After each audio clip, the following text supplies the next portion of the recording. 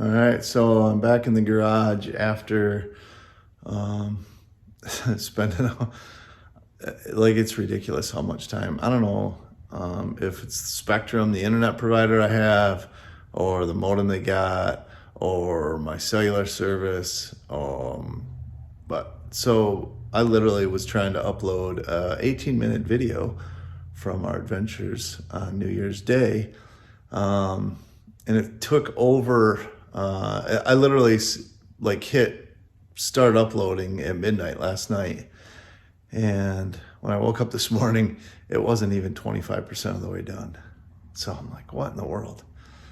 So I deleted the upload, tried it again, and waited like 3 hours. Still nothing. So I deleted the upload, tried it again, and I finally got it to go through after like an hour and 20 minutes.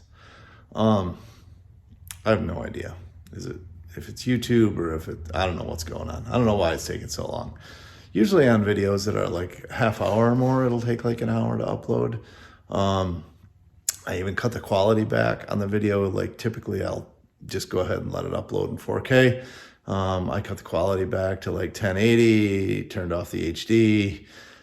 It still took forever and ever. And I actually ended up uploading it with my cellular service with my cell phone was the fastest way to get it to upload, which is just asinine. But anyway, while waiting for that to upload, we got a piece in. We got the replacement grill for Stomper. The FedEx truck showed up, and so after playing with it yesterday, and the last couple times I've been out actually, so the dash lights don't work in it. I'm still having the cold start issue, which I messed around with. I had it fixed for a long time. It was great, but since I pulled it out here this fall, it's been acting up again.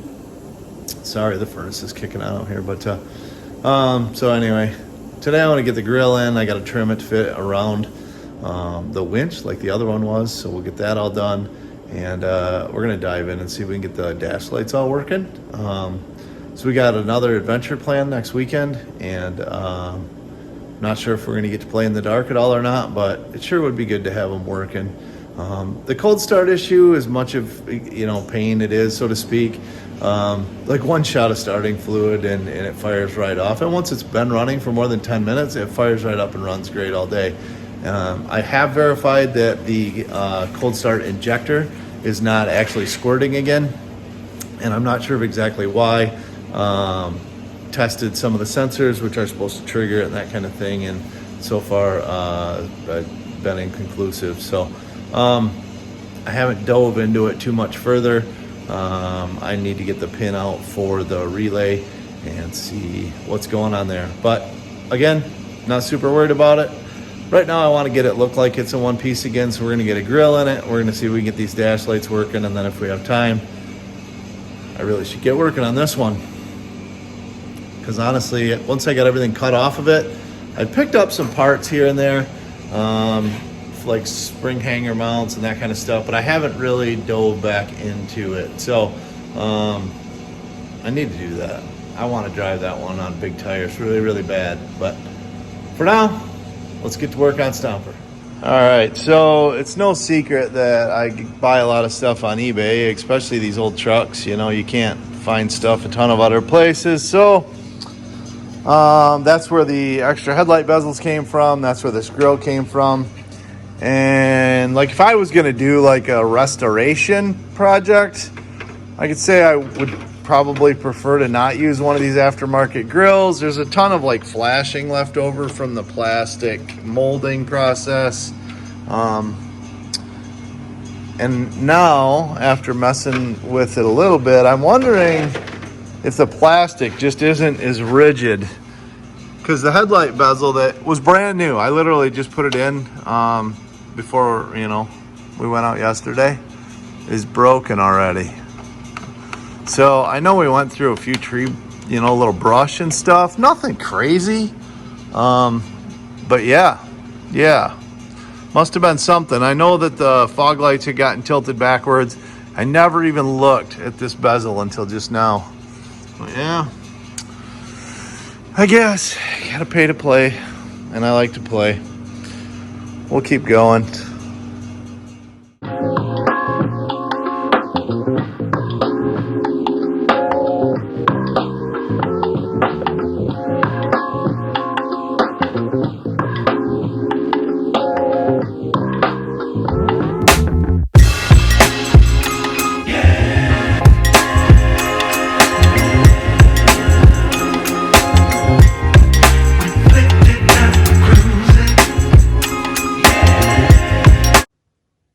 So, after getting the grill in, now we're going to try and tackle this interior lighting stuff we got going on. So, none of my cluster lights seem to work anymore. So I'm not sure what's going on. Also, I do have a light in the tachometer. That's the only one that's still working. But the lights in these gauges and my oil pressure gauge, I don't think I've ever actually wired them in.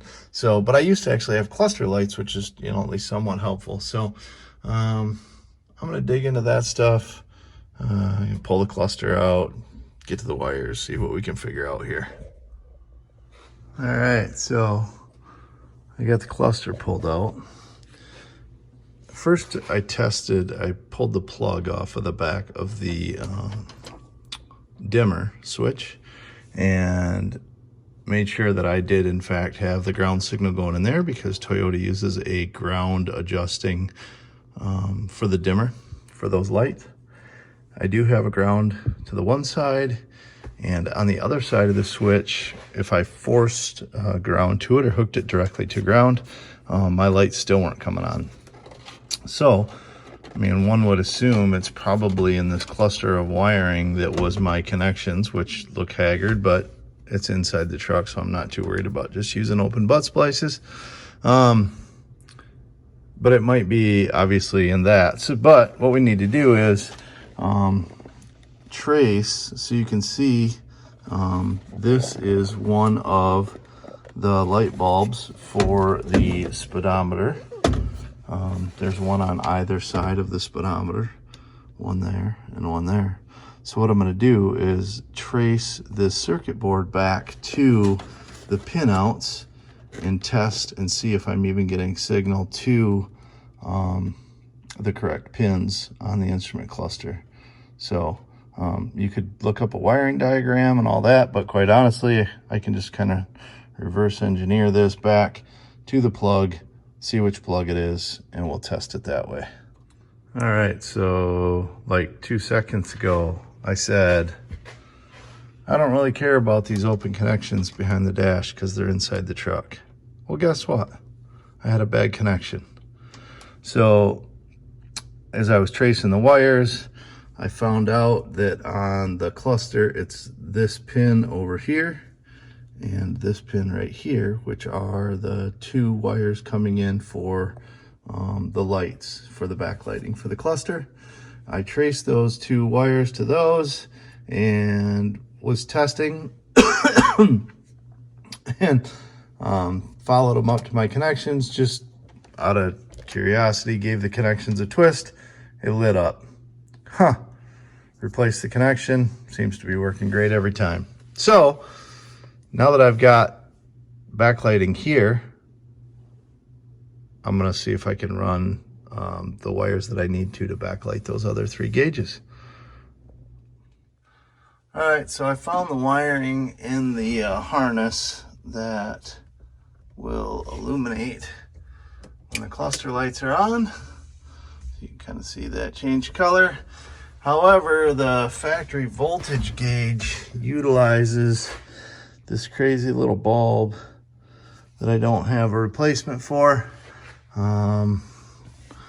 And then whenever I put the aftermarket oil pressure gauge in forever ago, apparently I no longer have the harness with the socket for the bulb for this. So I'm gonna run to the parts store, see if I can come up with a bulb and a bulb and socket for the aftermarket gauge, and we'll come back to this. All right, so got the front end put back together and spent a little time on the interior, and traced out my wiring. Got my dash lights working, oil pressure gauge light, the lights in the 2 lower gauges, all that stuff's working again. Or for the first time, actually, for the aftermarket gauges. But anyway, got that stuff all going. So that's pretty exciting. Did some wire tracing and found out that the original starter relay also is what triggers the cold start injector, and that relay was bad. So I had previously jumped it to work with my push button start ignition, and found out that that relay was bad. So I went and sourced a used one of those today because nobody could find me a new one anywhere. And now it seems to want to start when it's cold again. So that's pretty sweet. So outside of a little cleaning, I think we're ready to throw it on a trailer.